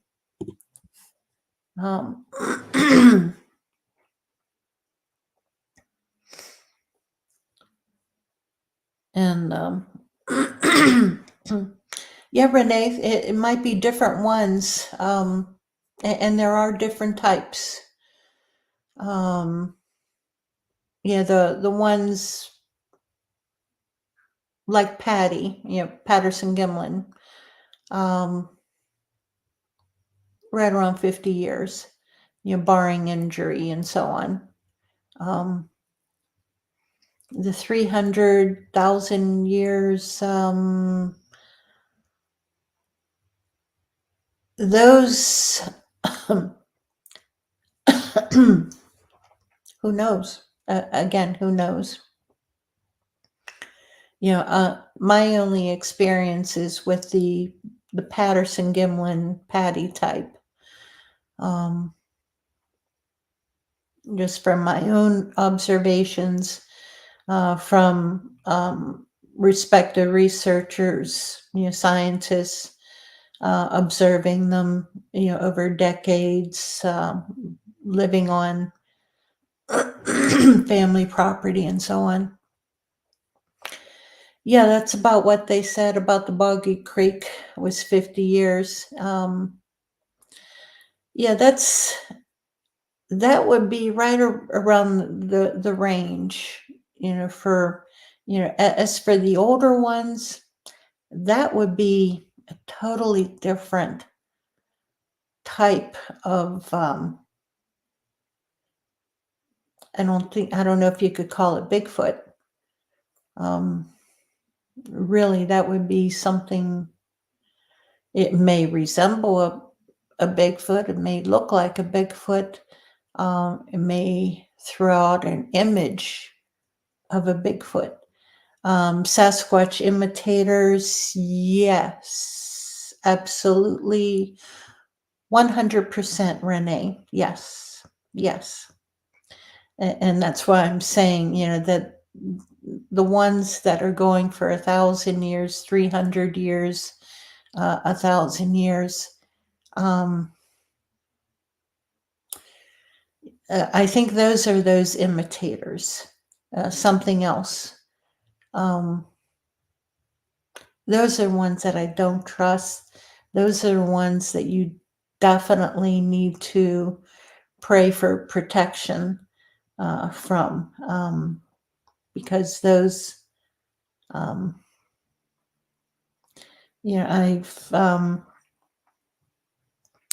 I've not run into any evil ones. I've run into some angry ones. I've run into ones who did not want me there and were throwing rocks at me and tree limbs and growled at me, but only because I got too close. Or who were pissed off about things that we were doing and roaring at us. But as for just outright evil ones, fortunately, I haven't run into any of those. I have run into other entities. Yes, shapeshifters. Yeah, I may have run into something like that at different points in my life, for different things at different places. Yeah, it's rough around the Allegheny National Forest. Yes, I agree. Certain areas, you just have to be careful. You have to go into it with a protection of the Holy Spirit around you. You have to wear your armor of God around certain areas of the Allegheny National Forest. There's places that are, as soon as you step near some of these areas, you get, if you're sensitive at all, you get just an immediate feeling of evil. Okay, yeah, screaming at you, yeah. Yeah, because you're too close probably to where they're hunting, you're interrupting a hunt, or you're too close to where their babies are. Um, and that's what it is. That's at least what I've experienced whenever they've screamed or roared or growled at me or thrown rocks or tree limbs. It's you're interrupting a hunt, or you're too close to the babies. A lot of times, whenever you smell that horrible smell that they put out, they're under high stress. They'll put that out whenever they're very stressed. Because the great apes from the western the western lowlands gorillas in Africa, they'll do the same thing. Whenever they're under high stress, they'll put out that horrible musk, horrible stink, because they're under high stress. And I've noticed it with the Bigfoot also. Whenever they're stressed, whenever I'm too close, you get hit with infrasound, or else they'll hit you with that stank, or they'll throw rocks at you, growl at you. They'll try all kinds of things to make you go away. And that's all they want you to do, just go away. And that's why, I try to teach respect.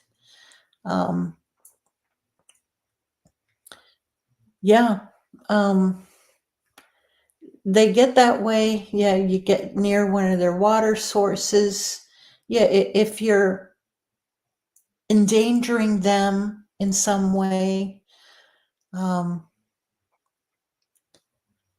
endangering their babies. And again, if you're getting too near their water source, they're afraid that you'll contaminate it in some way, or you're interrupting them, from getting in there to get their water. Oh, thank you, Michael. Thank you for stopping by. Feel better. Our prayers go out for you.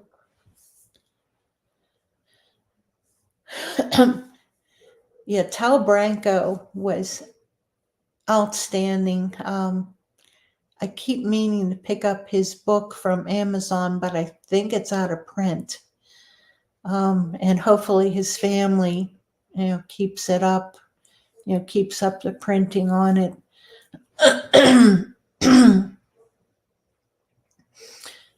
You go onto Amazon and look up,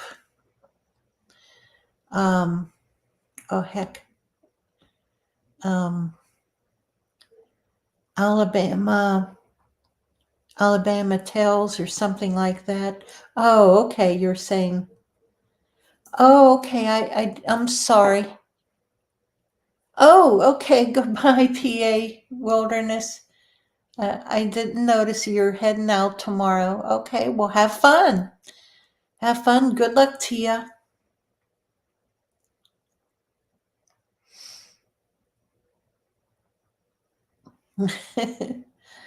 Yeah. And Renee camping in their usual hunting area. Yeah, that'll really piss them off. Uh, that's whenever they'll start agitating, around your tent, around your campsites.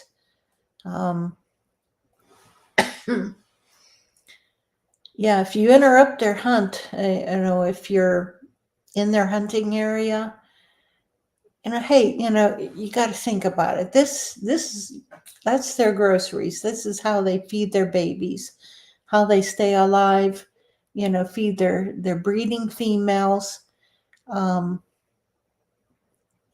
Just respect them. Try to understand their motivation, as to what they do, why they do it. good friend of mine, my mentors, they always taught, think like a booger. That means Bigfoot. That's what they call them in the South, boogers. Try to think like a booger. Yeah, hard to do. They've got a weird mindset. I can tell you that. They can be really, like ornery teenagers, and just outright ornery, ornery kids. But they're grown up and they're 800, 9 foot tall, 800-pound ornery teenager.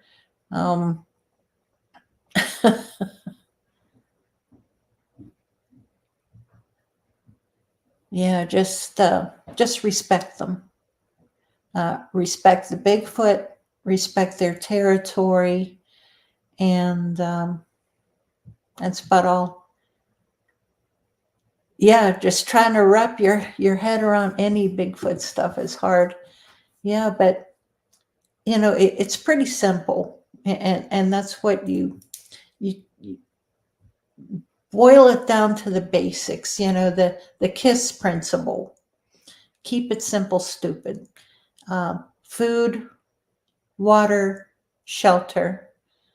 And that's what it is. 3 necessities of life: food, water, shelter.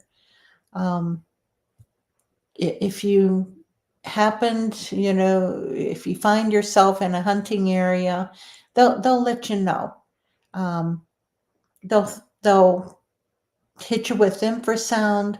They may give off the stank. They'll throw little rocks or pebbles at you, or ramp it up the tree limbs. They'll keep ramping it up until they make you go away. But it's just very simple. Respect them. Yeah, respect the boundaries. Just move off. Go away. And show your respect. Apologize. And that's what I do.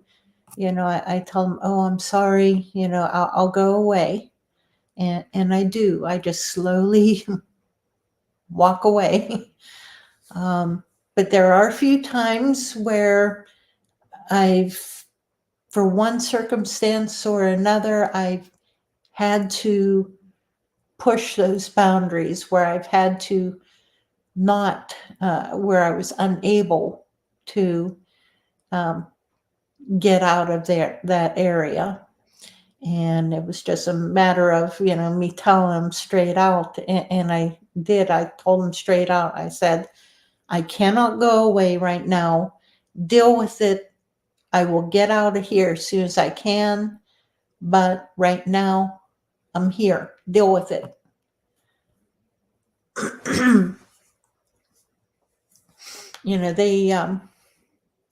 They're like kids, sometimes. They're like kids, big kids, but they're like kids. But again, you have to respect them.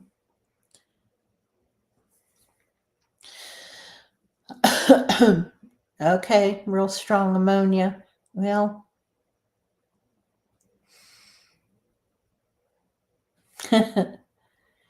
yeah.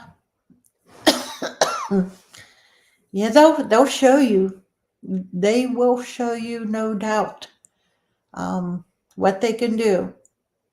Absolutely, they will show you. If you're not respecting them, they'll show you. Which is why, I try to tell them, you're right, Pat. We can. Oh, okay. Hold on a second, Corky. You, me, Steve, and my sister Kashaktan Oh, that's right. I'd forgotten about that. Yeah. Um, uh, the uh, the Coshocton River, I don't know, is that the name of it? Coshocton River. It was in Coshocton County, Ohio. And we were at a camp out. But this one evening, late night, we went out to an area that I guess Corky's more familiar with that area. And so it was at the Sauceby camp out. That's right. I love that area. Man, really love that. It, fantastic areas they camp out at. We we went down this road and pulled off to the side next to the river, and I think Steve and Corky were they walked around a bit. There was activity in the field across the road from us, and down the road, and then across the river we could see a lot of eye shine across the river that we were watching. And then there was something. There was a tree just up the river, same side as us. There's something I can't remember what it was about this tree. It was there. There may have been one on the same side that we were on, hiding behind a tree, just right along the river, just maybe around 30 yards from us.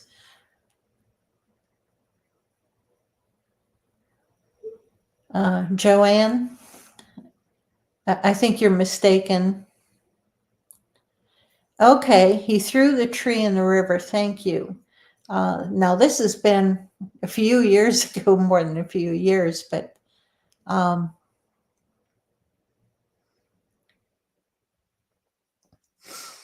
um, but yeah, he threw a tree in the river. Um, there was all kinds of eye shine right across from us, and they were throwing pebbles from across the river at us. And fantastic area. I really love to go camping there again, but I don't think the Sauceby camps at that same campground anymore in Coshocton. I don't know where they're camping at now, if they still go to Coshocton or not. I know they still go to Salt Fork. Wish I could go there this weekend, but I can't.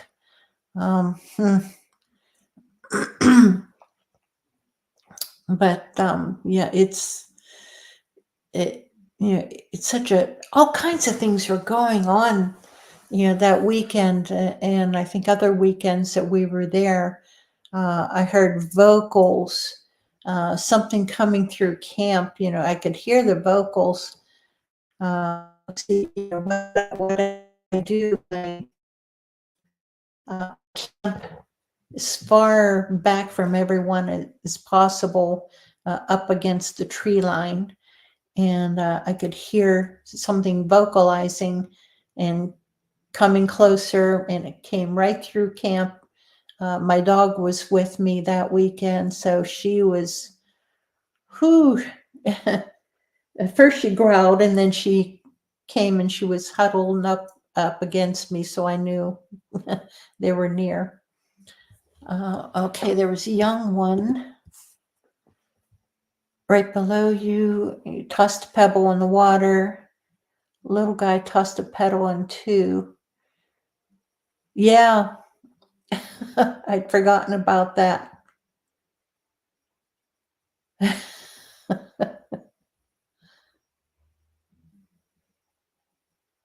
Yep, Pat. Well, you're in Ohio. It's Coshocton County and Columbiana County. Um, so many other areas throughout Ohio. It's just crazy active. But Salt Fork State Park. I just love camping there at the Parker Road campground. And hopefully, you and Joe can come up and join us sometime, and the other people from Woodwalkers. I'd love for them to come up. Yeah, it's, all along there, Greene County, Pennsylvania. It is, I hate to say it, but it's one of those counties in Pennsylvania that I think people just aren't aware of how active that county is.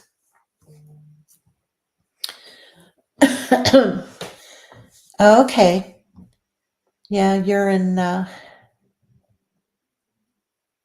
Yeah, Jeff. I hope you can make it. Yeah, I know, Pat. You're far, so close. Yeah, Claremont County. Oh,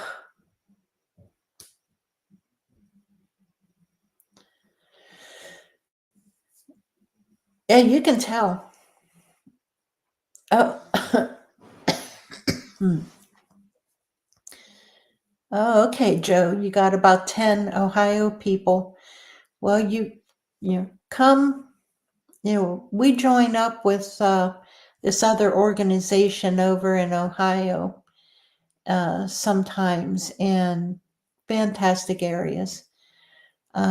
Jeff, the next camp out is September 19th through the 22nd at Tracy Ridge.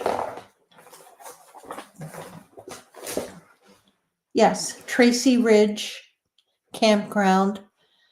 Okay, Patty. Love you. Thank you for joining us. Mark, good to see you. Yeah, Tracy Ridge Campground.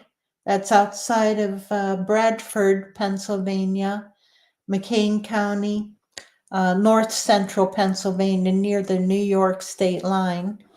And that's we'll be in a section between 92 and 122 campsites. September 19 through 22nd. You'll be chopping corn probably. Oh, well, I hope that I'd love for both you and Jerry, join us sometime. Like I said before earlier, I really want to hey, Greg, good to see you. Oh, I'm sorry. Sorry to hear that. But I really want to get into Michaud State Park. That is in south central Pennsylvania, below Gettysburg. And I hear it's very active. And that's closer to you, Jeff and Jerry. And maybe, we'll just try to arrange something like that.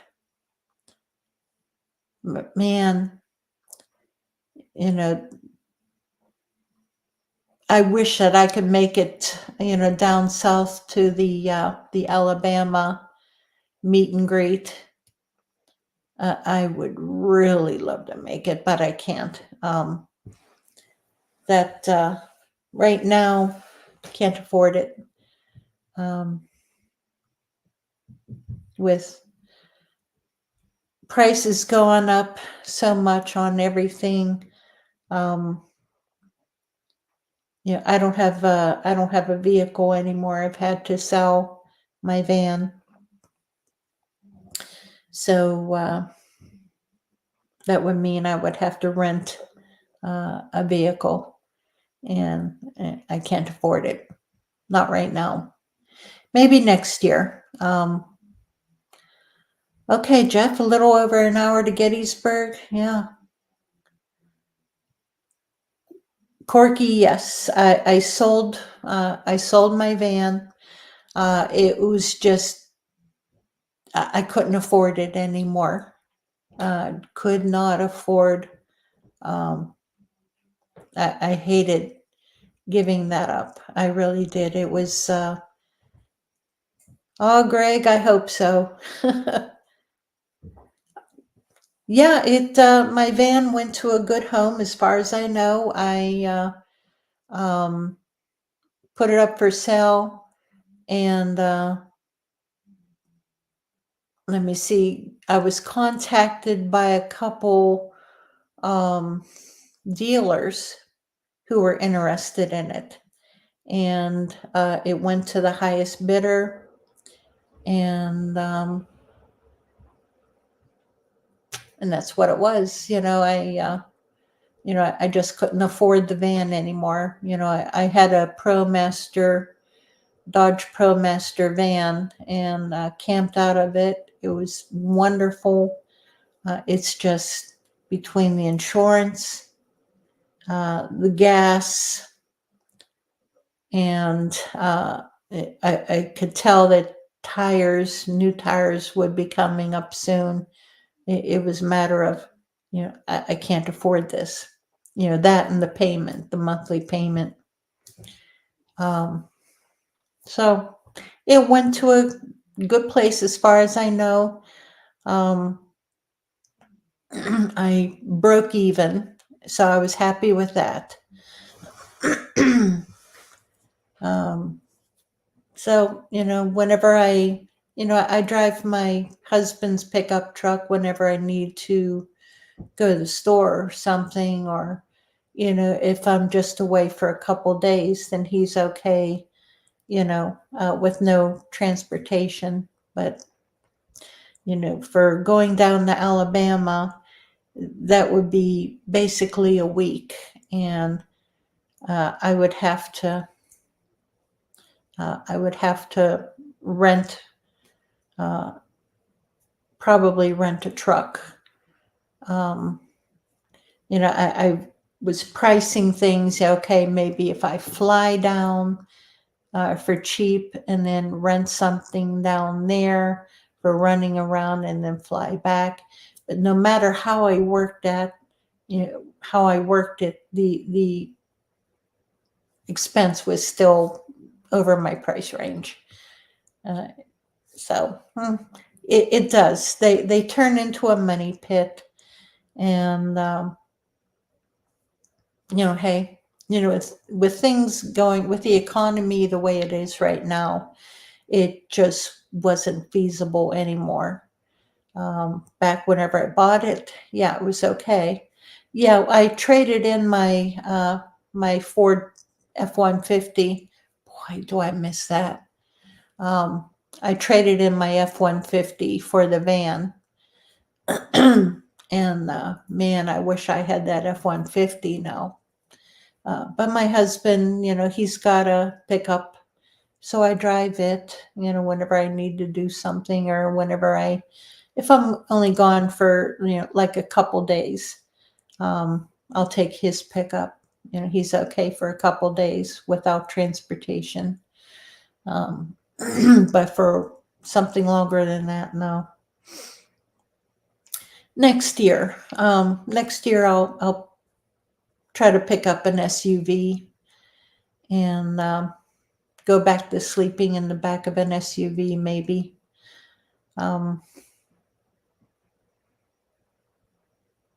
I'd like to get a Forester.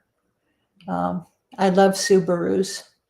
I miss my pickup truck the most, but I think I could deal with a Forester and sleep out of the back of that. Yeah, I had the bed of that truck. Yes, I had that set up nice. I had that set up with a cot, and underneath the cot was a full-length drawer, and that's where I kept all of my cooking gear, all of my canned goods, groceries, all my food. everything was underneath the bed. It was made. My husband made the bed, made out of wood, and it was great. It worked out wonderful. And but yeah, hey, it is what it is. You keep waiting for one of the folks in this big ass Bigfoot family hit the lottery and we could afford to bring everyone to the gatherings. Yeah. Hey, keep trying for that lottery. Keep trying for that lottery. Holy crap, I'm just now looking at the time. It's 10 to 10. Jeez. Yeah, Corky, that my van, I was starting to get the back of that fixed up. We didn't do anything to the walls. I wasn't planning on doing anything, finishing or anything. I used the natural parts of the van to put hooks on and magnets, on the side of it. And I put the cot that I had in the back of the pickup truck, I put it in the van. And it worked out really well. And it worked out for my sister, both of us to be able to sleep in. And that's why I got it, for both of us, for her primarily, because she won't sleep in a tent anymore. That's right. Yeah, I had the van there at your place. But yeah, I'm saving up my money. I'm going to try to pick up maybe a Forester next year. And we'll see. We'll see what happens. I've really enjoyed it also, Pat. Time got away from me. It's almost 10.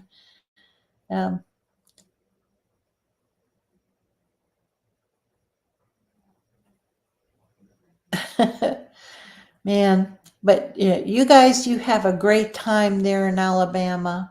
And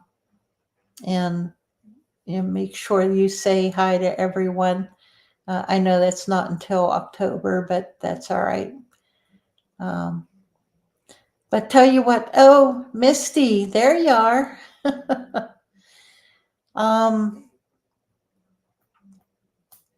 Yeah, Misty, what I used to have, I don't know if you saw it last year or not, but I had a ProMaster, a Ram ProMaster. It's like a transit van. And I had the back of it, set up to sleep out of. Both my sister and I had a kitchen area in there.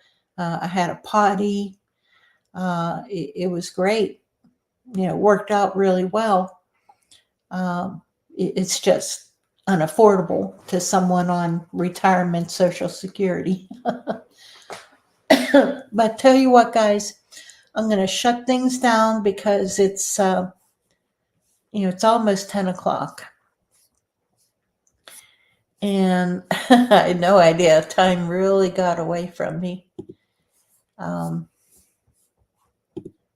I appreciate everyone. I really appreciate you joining me. And we've had a great conversation. And learned a lot, shared a lot. It's audio time. Yep, it's audio time. Start recording. All right, everyone, you have a wonderful night. Don't forget, hit that like button, the thumbs up button. And you ran her off. No. But God bless you. Good night. Don't let the bed bugs bite. And we'll see you next week. Love ya. Good night.